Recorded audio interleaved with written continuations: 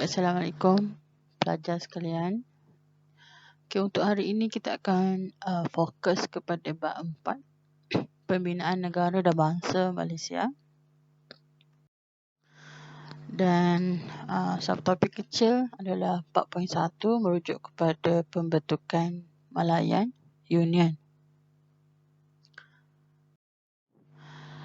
Sebelum kita teruskan dengan pembelajaran, ada 3 objektif pembelajaran yang pelajar perlu kenal pasti. Yang pertama, sebab-sebab Malayan Union diperkenalkan. Ada 5 sebab, mesti ingat kata kunci dia.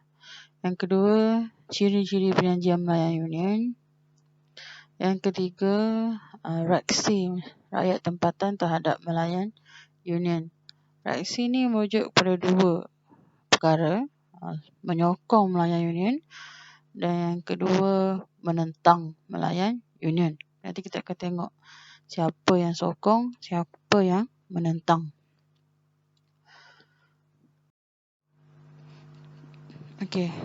Sebelum tu kita akan lihat dulu kronologi Malayan Union 4.1.1.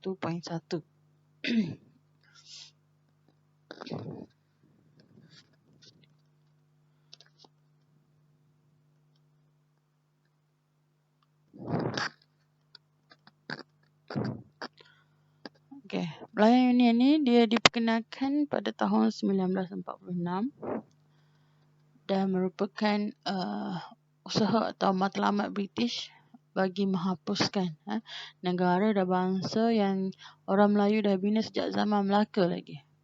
Bila British mewujudkan Malayan Union, British tarik balik dasar pra 1946 yang diamalkan sebelum ini. Dan untuk pengetahuan pelajar juga, penubuhan Malayan Union ni telah dirancang sejak daripada pendudukan Jepun. Dan dibentangkan di House of Commons London. Selepas rancangan penubuhan diluluskan, Sir Harold MacMichael ditugaskan untuk dapatkan persetujuan Raja-Raja Melayu. Tapi ada dalam sejarah, Sir Harold MacMichael ni menggunakan ugutan untuk mendapatkan tanda tangan Raja-Raja Melayu.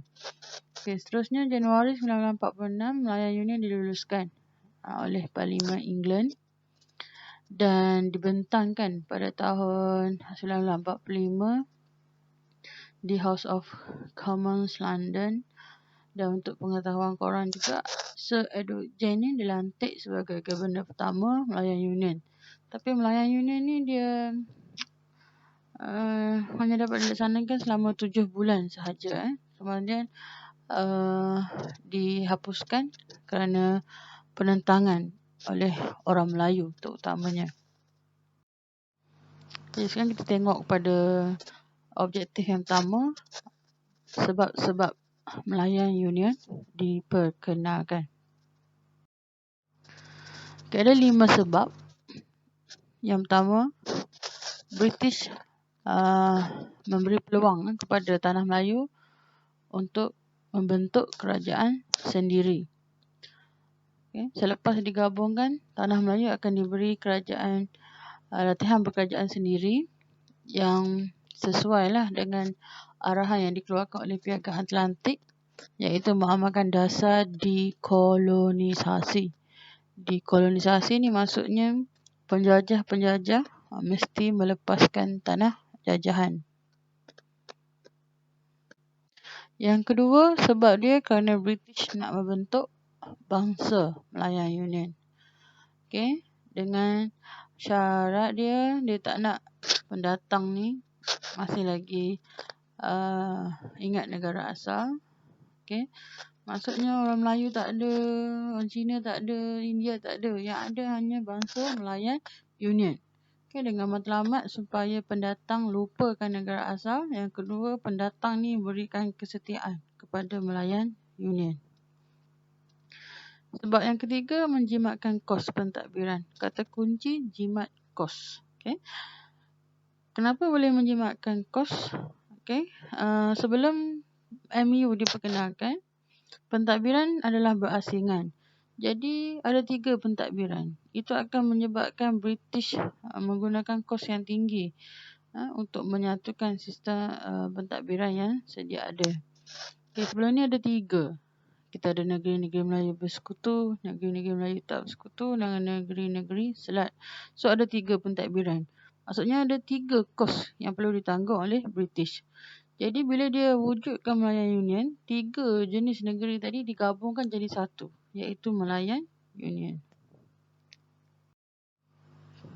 Sebab yang keempat, matlamat dia adalah mengawal. Nak kawal apa? Kawal ekonomi dan politik. Politik siapa? Orang Melayu. Kenapa dia nak kawal politik dengan ekonomi? Supaya mereka dapat eksploitasi sumber yang ada di tanah Melayu dan menjamin pelaburan British. Matlamat utama dia adalah untuk kepentingan ekonomi British. Dan yang kelima, melahirkan pentadbiran yang licin. Kata kunci dia pentadbiran licin. Sebelum ni saya dah beritahu kan, ada 3 pentadbiran. Negeri-negeri Melayu bersekutu, negeri-negeri Melayu tidak bersekutu dan negeri-negeri Selat. Ini menyebabkan pembangunan yang tidak seimbang antara negeri tersebut. Bila digabungkan, negeri-negeri yang kaya ini contohnya macam Selangor, Perak dapat bantu negeri-negeri yang miskin. Contohnya macam Pahang. Jadi bila dia gabung, ini akan membawa kepada keseimbangan dari segi pembangunan negeri. So ada 5 kata kunci untuk sebab-sebab Malayan Union. Yang pertama, berkerajaan sendiri.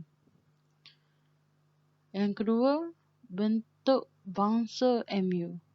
Tak ada bangsa lain, hanya ada satu bangsa, Malayan Union. Yang ketiga, jimat kos. Yang keempat, kawal ekonomi dan politik. Dan yang kelima, pentadbiran yang licin. Sekarang kita teruskan dengan syarat utama ataupun kandungan ataupun ciri-ciri perjanjian Malayan Union.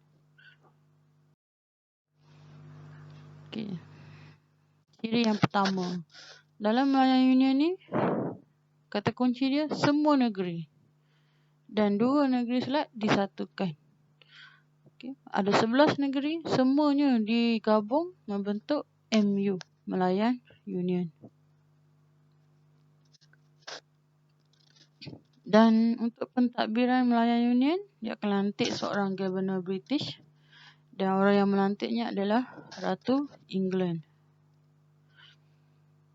Majlis Eksekutif dan Majlis Undangan Malayan Union dibentuk untuk memainkan peranan sebagai membuat dasar kerajaan ataupun melaksanakan dasar kerajaan dan juga menggubal undang-undang ataupun melaksanakan undang-undang Malayan Union.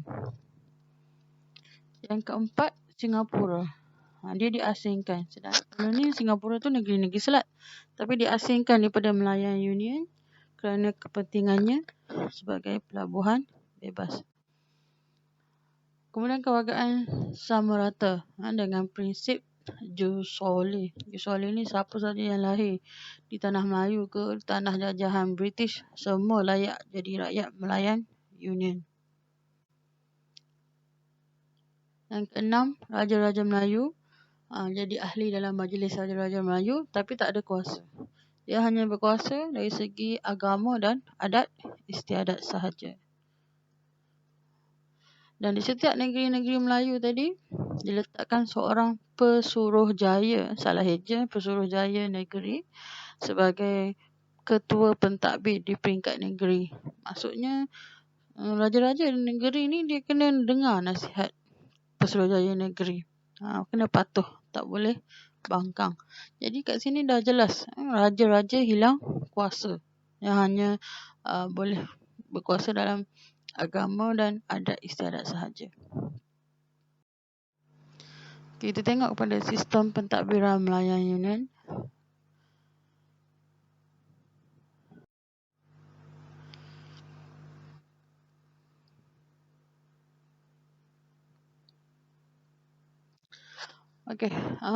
Bagi pentadbiran Malayan Union, dia bertanggungjawab terus kepada Parlimen British di London Dan di peringkat Melayan Union diketuai oleh seorang Governor. Dan bawah Governor akan ada 3 majlis. Majlis Eksekutif Melayan Union, Majlis Undangan Melayan Union dan Majlis Raja-Raja Melayu. Okey, untuk Majlis Eksekutif, peranan dia laksanakan undang-undang sedia ada ataupun membantu Governor Melayan Union. Majlis Undangan pun sama, dia yang buat undang-undang dan dia berperanan membantu Governor Melayan Union. Dan di setiap negeri, ada 11 negeri Pulau Pinang, Negeri Sembilan, Terengganu, Melaka, Johor, Perlis, Selangor, Pahang, Kelantan, Perak, Kedah. Di setiap negeri itu diletakkan seorang Pesuruhjaya Negeri. Maksudnya ada 11 Pesuruhjaya Negeri lah. Dan majlis yang ketiga, Majlis Raja-Raja Melayu. Kalau kat sini kata Raja Melayu ni tak penting pun sebab tak ada kuasa dari segi perundangan. Dan Raja Melayu ni hanya bincang hal agama dan adat istiadat orang Melayu sahaja. Okey, ini bendera yang atas ni. Okey. Yang ada harimau kat tengah tu adalah bendera Melayan Union. Okey, yang bawah ni ada 3 jenis negeri. Negeri-negeri Melayu bersekutu, negeri-negeri Selat dengan negeri-negeri tak bersekutu. Kalau tengok anak panah ni semuanya ke arah Melayan Union. Maksudnya digabungkan kecuali Singapura diasingkan.